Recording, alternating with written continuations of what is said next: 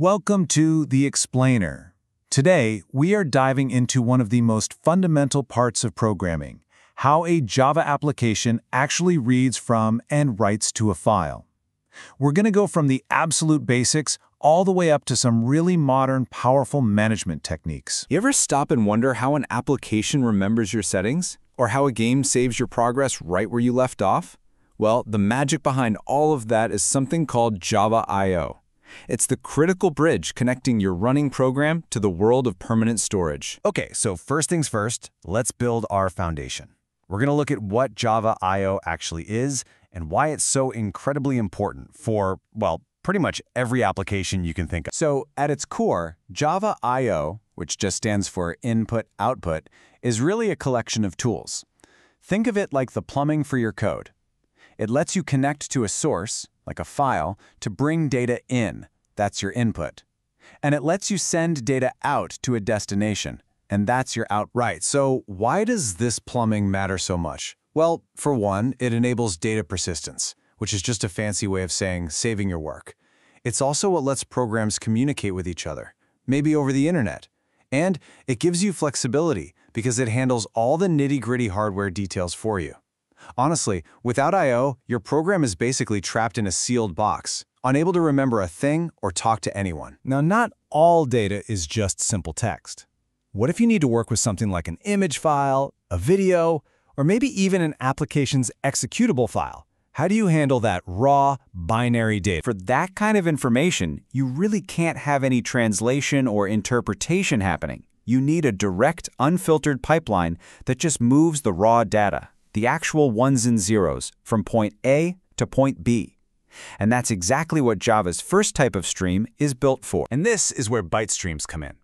These are the original workhorses of Java I/O, and they're designed to handle raw 8-bit bytes. Now, since literally every file on your computer, a photo, a song, a document, is ultimately just a sequence of bytes, these streams are the universal tool for the job. They're all based on two fundamental classes, input stream and output stream. So how does this actually work? The logic is pretty simple. First, you open a connection, a stream, to your file. Then you read the data from that stream, usually in some kind of loop, until you hit the end. And finally, and this part is super important, you close the stream. Now pay close attention to that last step, because Java has this absolutely brilliant way of making sure it always happens. This brings us to a real lifesaver of a feature that was introduced back in Java 7. It's called Try with Resources. See, before this existed, developers had to write these messy, clunky finally blocks just to make sure a stream got closed. It was really easy to mess up and cause resource leaks. This feature handles it all for you, automatically, even if things go wrong. It makes your code so much cleaner and safer. It's a game changer. Okay, so we've got raw data handled. But what about the most common type of data we usually work with? I'm talking about plain old text. You know, config files, CSVs, JSON. Can we just use the same byte streams for that? Well, you could, but you'd be playing with fire. The problem is something called character encoding. A single character that you see on screen might actually be made of 2, 3, or even 4 bytes. If a byte stream reads those 1 byte at a time, it won't understand the character, and you'll just end up with garbled, nonsensical text. We need a smarter pipe. And that smarter pipe is the character stream. These are specifically designed to handle text. They work with characters, not raw bytes.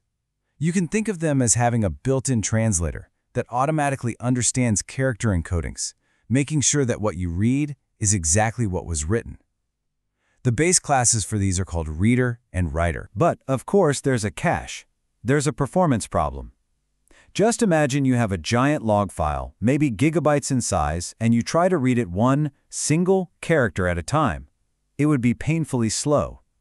Every one of those reads is a call to the operating system, and those calls add up fast. There has to be a better way, right? And there is. The solution is buffering. Instead of making that expensive trip to the hard drive for every single character, you wrap your stream in a buffered reader. It grabs a big chunk of the file and stores it in a super-fast memory buffer. Your program then just reads from that buffer, which is thousands of times faster. It even gives you that incredibly useful read line method. And, as you'd expect, the buffered writer does the same thing for writing, giving you a massive performance boost. All right, so we can read data and we can write data efficiently. But what about everything else? Creating directories, deleting files, checking if something exists, copying it. This brings us to a much more modern way to manage files. So the original way of doing this in Java involved a class called file. And let's be honest, it was a little clunky. It had some real limitations. So in Java 7, the language got a massive upgrade called the new I/O API, or NIO2. It's just so much more powerful, flexible, and honestly, a lot more intuitive. At the heart of this modern API is the path interface. This is what replaces that old file object. And a path is exactly what it sounds like. It's just a representation of a location in your file system. What's really cool, though, is that the file or directory at that path doesn't even have to exist yet.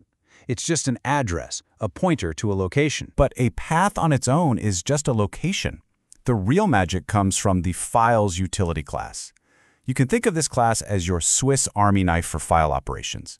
It is packed with simple, powerful methods that let you do everything. Create, delete, copy, move, check, and list files, all by operating on those path objects. And this all leads to a really clean and readable workflow. You just start by creating a path object that points to where you want to work. Then you can call a single method, like files.createDirectories, to make sure a folder structure exists. Need to copy a file into it? Files.copy. Time to clean up? Files.delete if exists. It turns complex operations into clean, one-line commands. So to bring this all home, here is your simple guide, your cheat sheet. If you're handling raw binary data, images, audio, whatever, use byte streams. You want that direct, unfiltered pipe. If you're working with text, you should always use character streams to avoid those nasty encoding problems. And for any modern file and directory operations, you're going to use the path and files classes from NIO2. It's really that simple. And there you have it. In just a few minutes, we've gone from the most basic data pipes all the way to a complete, modern toolkit for managing files. You now have the fundamental knowledge to make your programs save data, read configurations, and truly interact with the file system. The power is in your hands. So the only question left is, what are you going to build first?